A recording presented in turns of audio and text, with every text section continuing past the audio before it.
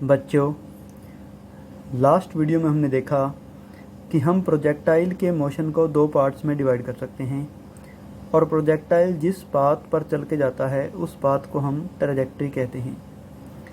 आज हम प्रोजेक्टाइल के मोशन को स्टडी करेंगे। बच्चों, प्रोजेक्टाइल भी दो तरह के हो सकते हैं। जैसे कि हम यहाँ पर फर्स्ट प्रोजेक्टाइल पढ़ेंगे, horizontal projectile. A projectile fired horizontally from some height with some initial velocity is called as horizontal projectile।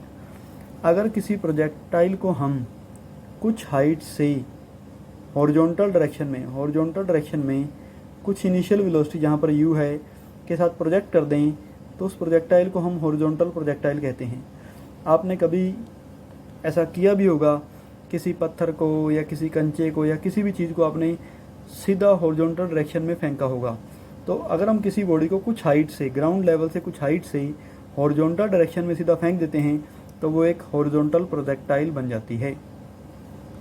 यहाँ पर h हाइट से फेंका गया है u वेलोसिटी के साथ और इस डिस्टेंस को हम हॉरिजॉन्टल रेंज कहते हैं। इसको हम आगे स्टडी करेंगे अभी। Here the projectile is fired with initial velocity u from height h। सबसे पहले हम प्रोजेक्टाइल के मोशन के लिए इक्वेशन ऑफ मोशन बनाएंगे। इस प्रोजेक्टाइल किस पाथ को फॉलो कर रहा है उस पाथ के लिए हम एक इक्वेशन बनाएंगे।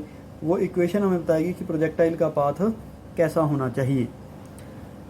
तो इक्वेशन ऑफ मोशन बनाने के लिए हम इस प्रोजेक्टाइल के मोशन को दो पार्ट्स में स्टडी करेंगे।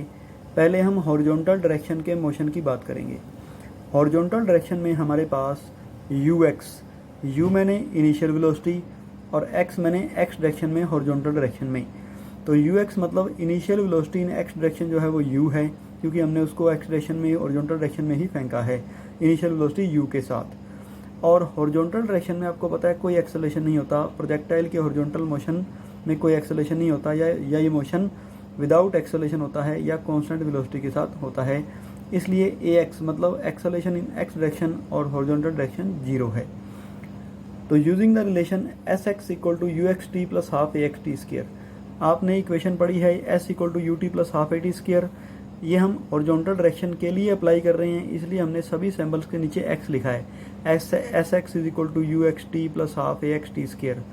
ये ध्यान रखना है कि टाइम के साथ x नहीं आएगा। टाइम x और y डायरेक्शन के लिए सेम ही है।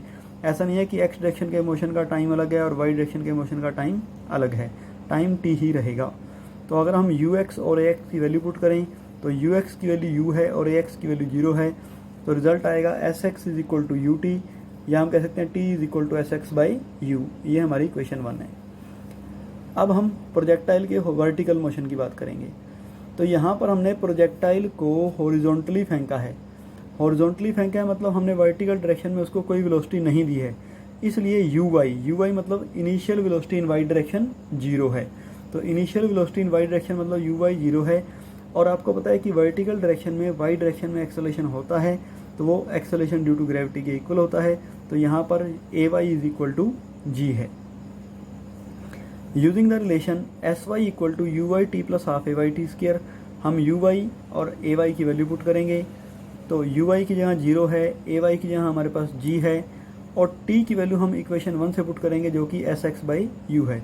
तो हमारे पास रिजल्ट आ जाता है sy is equal to half in g by u square into sx square.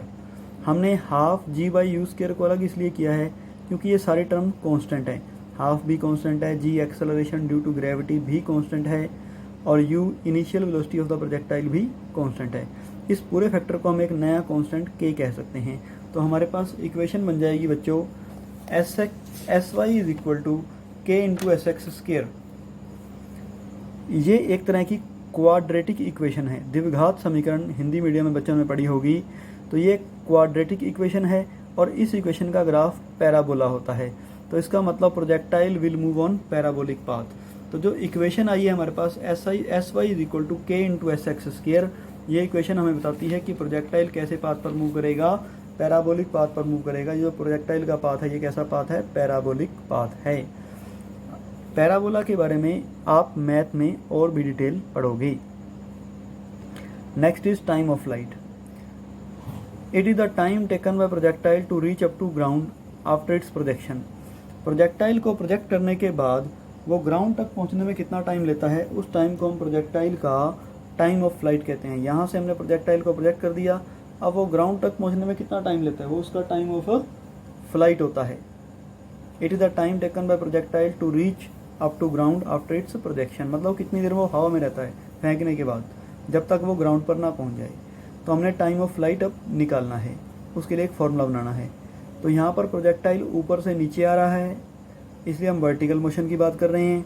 और वर्टिकल मोशन के लिए initial velocity uy, initial velocity in Y direction 0 है, क्योंकि हमने तो प्रोजेक्टाइल को हॉरिजॉन्टली फेंका है। अर्थ की ग्रेविटेशनल फोर्स उसको अपने आप नीचे खींच रही है, हमने उसको नीचे की तरफ नहीं फेंका, इसलिए uy इक्वल टू 0 है। Initial velocity in Y direction 0 है और ay 0 है। आपको पता है कि वर्टिकल डायरेक्शन में एक्सेलरेशन कांस्टेंट होता है, जो कि एक्सेलरेशन ड्यू टू ग्रेविटी के इक्वल होता है।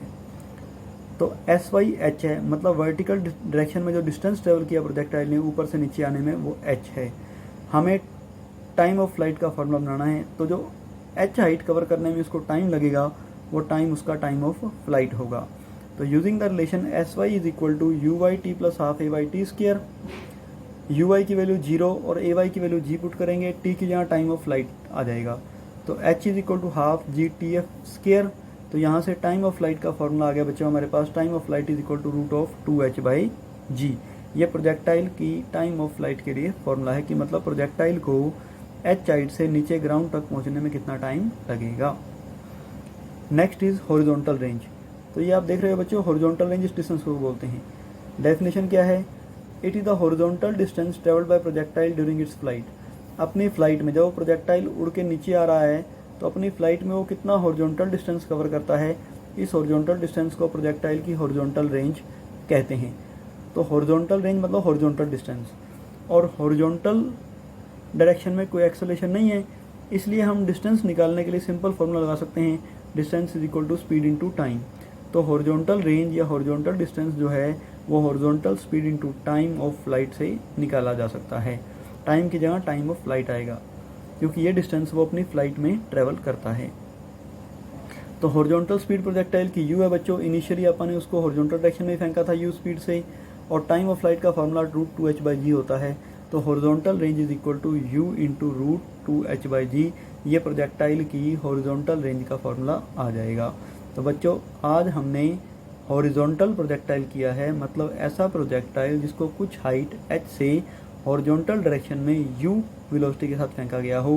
तो पहले हमने इसकी इक्वेशन ऑफ पाथ बनाई कि प्रोजेक्टाइल किस पाथ पर मूव करेगा, फिर हमने प्रोजेक्टाइल के लिए टाइम ऑफ फ्लाइट निकाला, मतलब उसको ऊपर से नीचे आने में कितना टाइम लगेगा, और फिर हमने लास्ट में हॉरिजॉन्टल रेंज कि वो अपनी फ्लाइट में कितना हॉरिजॉन्टल डिस्टेंस ट्रेवल करेगा। ये 3 फॉर्मूले इसके लिए ड्राइव किए हैं। इन सभी फॉर्मूलों को, डेरिवेशंस को आपको अच्छी तरह करना है, समझना है, कॉपी में लिखना है और याद भी करना है। Thank you.